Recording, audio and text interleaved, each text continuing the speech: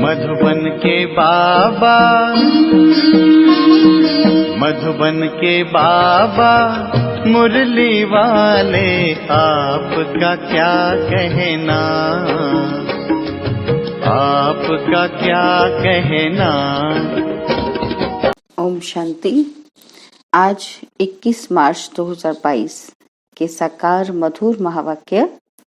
आज मीठे मीठे बाप दादा बोले, मीठे बच्चे, तुम्हारे पास जो कुछ है उसे ईश्वरीय सेवा में लगाकर सफल करो, कॉलेज कम हॉस्पिटल खोलते जाओ। बाबा ने कहा, मीठे बच्चे, तुम्हारे पास जो कुछ है उसे ईश्वरीय सेवा में लगाकर सफल करो, कॉलेज कम हॉस्पिटल खोलते जाओ। और आज मुरली का प्रश्न है, तुम बच्चों का शिव बाबा से कौन सा एक संबंध बहुत रमणीक और गुह्य है? उत्तर है, बाबा कहते, तुम कहते हो कि शिव बाबा हमारा बाप भी है तो बच्चा भी है, परंतु बाप सो फिर बच्चा कैसे है? ये बहुत रमणीक और गुह्य बात है। तुम उन्हें बालक भी समझते हो क्योंकि उन पर पूरा बलिहार जाते हो। सारा वर्षा पहले तुम उनको देते हो। जो शिव बाबा को अपना वारिस बनाते हैं वही 21 जन्मों का वर्षा पाते हैं। यह बच्चा यानी कि शिव बाबा कहता है कि मुझे तुम्हारा धन नहीं चाहिए, तुम सिर्फ श्रीमत पर चलो तो तुम्हें बादशाही मिल जाएगी। मुरली का गीत है, माता ओ माता तो सबकी भाग्य विधाता।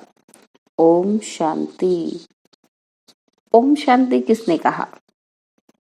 शरीर ने कहा व आत्मा ने कहा?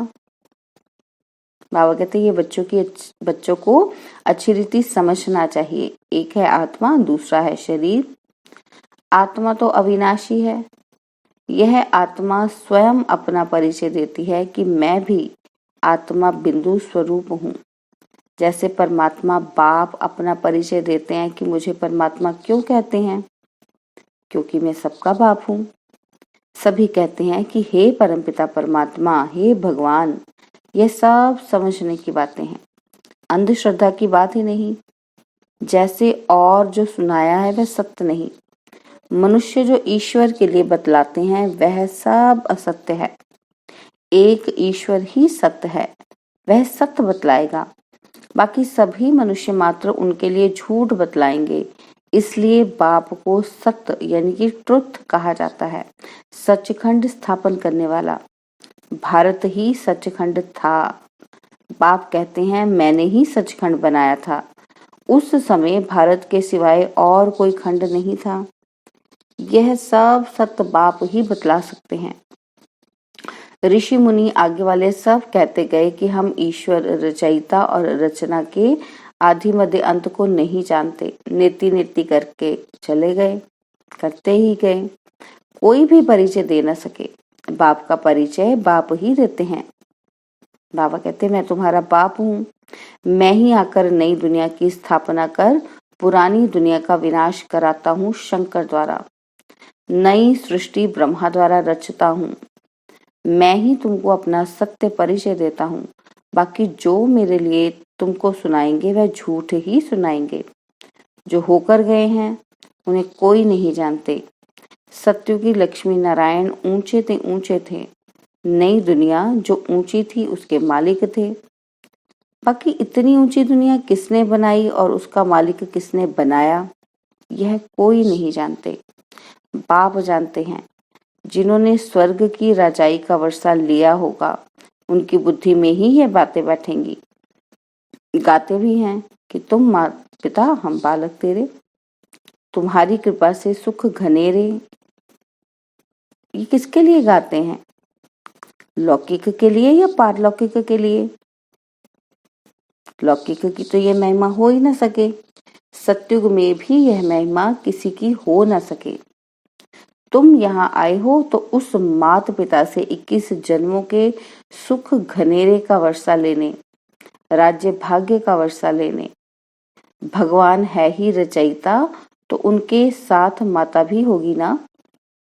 यहाँ तुम बच्चे कहते हो कि हम माता पिता के पास आए हैं।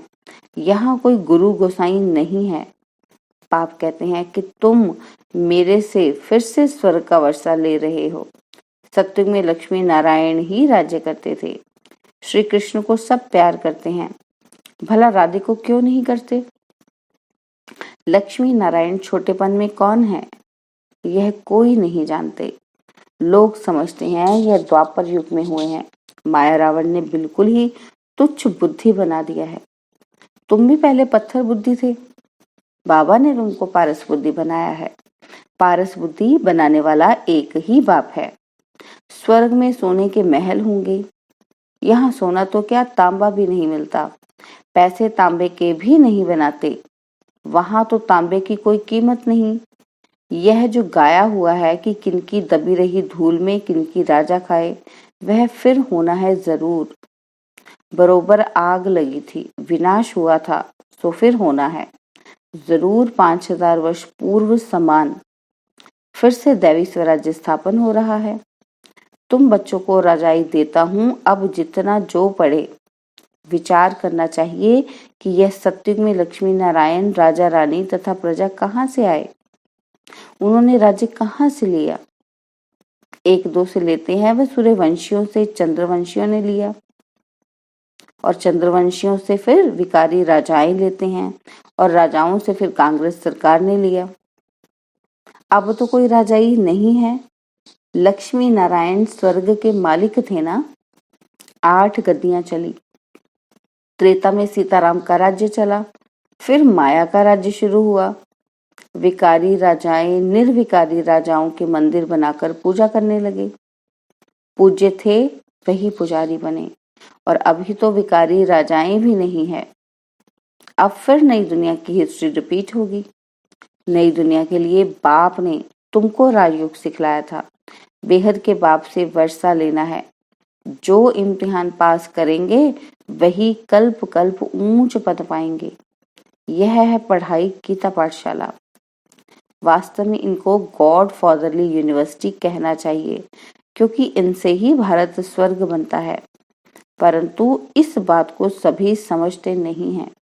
कुछ देरी है, आगे चलकर प्रभाव निकलेगा। यह सब शिव बाबा ही समझाते हैं।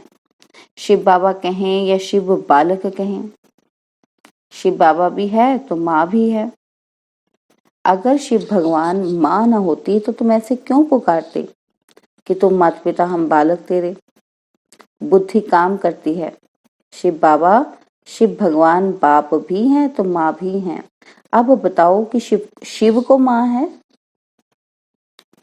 और शिव तुम्हारा बच्चा है? तो बाबा पूछ रहे हैं हमसे। बाबा कहते जो कहते हैं कि शिव हमारा बाप भी है बच्चा भी है, वह हाथ उठाओ। तो बाबा कहते ये बहुत रमणीक और गुह्य बात है। बाप सो फिर बच्चा कैसे हो सकता है ना? तो वास्तव में कृष्ण ने गीता सुनाई ही नहीं। वह तो माँ बाप का एक ही बच्चा था। सत्युग में तो मटकी आदि फोड़ने की बात ही नहीं है। गीता सुनाई है शिव ने। उनको बालक भी समझते हैं, क्योंकि उन पर बलिहार भी जाते हैं। सारा वर्षा उनको देते हैं। तुम गाते भी थे कि शिव बाबा आप आएंगे तो हम आप पर बलिहार जाएंगे। अब बाप कहते हैं कि तुम मुझे वारिस बनाएंगे तो मैं तुमको 21 जन्मों के लिए वारिस बनाऊंगा। लौकिक बच्चा तुमसे लेगा देगा कुछ भी नहीं। यह तो फिर देखो देते कितना है। हाँ, अपने बच्चों को भी भल संभालो, परंतु श्रीमत पर चलो। इस समय के बच्चे बाप के धन से पाप ही करेंगे। यह बच्चा कहता है कि मुझे तुम्हारा धन क्या करना है, मैं तो तुमको बादशाही देने आया हूँ। सिर्फ श्रीमत पर चलो। योग से 21 जन्मों के लिए तंदुरुस्ती, तो पढ़ाई से रजाई मिलेगी। ऐसी कॉलेज कम हॉस्पिटल खोलो। शिव बाबा तो दाता है, मैं लेकर क्या करूंगा? हाँ, युक्ति बताते हैं कि ईश्वर अर्थ सेवा में लगाओ, श्रीमत पर चलो। श्री कृष्ण के अर्थ अर्पण करते हैं। वह तो प्रिंस था, वह कोई भूखा थोड़ी था। शिव बाबा तुमको बदले में बहुत कुछ देता है। भगवान भक्ति का फल देते हैं। वह है दुख हरता सुख करता। तुम्हारी सदगति करने वाला और कोई है ही नहीं। मैं तुम बच्चों की सदगति करता हूँ। अच्छा बाबा, भला दुर्गति कौन करते हैं? हाँ बच्चे, रावण की प्रवेशता होने के कारण रावण की मत पर सब तुम्हारी दुर्गति ही करते आए हैं। रावण की मत पर एकदम भ्रष्टाचारी बन पड़े हैं और अब मैं तुम बच्चों को श्रेष्ठाचारी बनाए स्वर्ग का मालिक बनाता हूँ। यहाँ जो कुछ तुम करेंगे सो आसुरी मत पर ही करेंगे। तो अब देवता बनना है तो और संग तोड़ एक मुठ संग जोड़ो। जितना मेरी मत पर चलेंगे उतना ऊंच पद पाएंगे, पढ़ेंगे नहीं तो प्रजा में भी कम पद पाएंगे। एक बार सुना धारण किया तो स्वर्ग में आएंगे, परंतु पद कम पाएंगे। दिन प्रतिदिन उपद्रव बहुत होंगे, जो मनुष्य भी समझेंगे कि बरोबर यह तो वही समय है, परंतु बहुत देरी से आने से इतना ऊंच पद तो पा नहीं सकते। योग बिगर विकर्म विनाश नहीं होंगे। अभी सबकी क्यामत का समय है। बाबा कहते हिसाब किताब चुकतू करना है।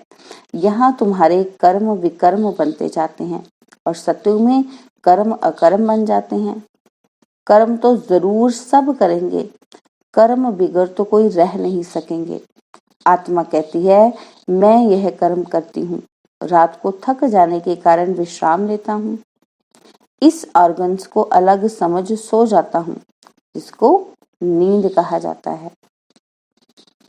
अब बाप कहते हैं कि हे आत्मा, मैं तुमको सुनाता हूँ, सो धारण करो।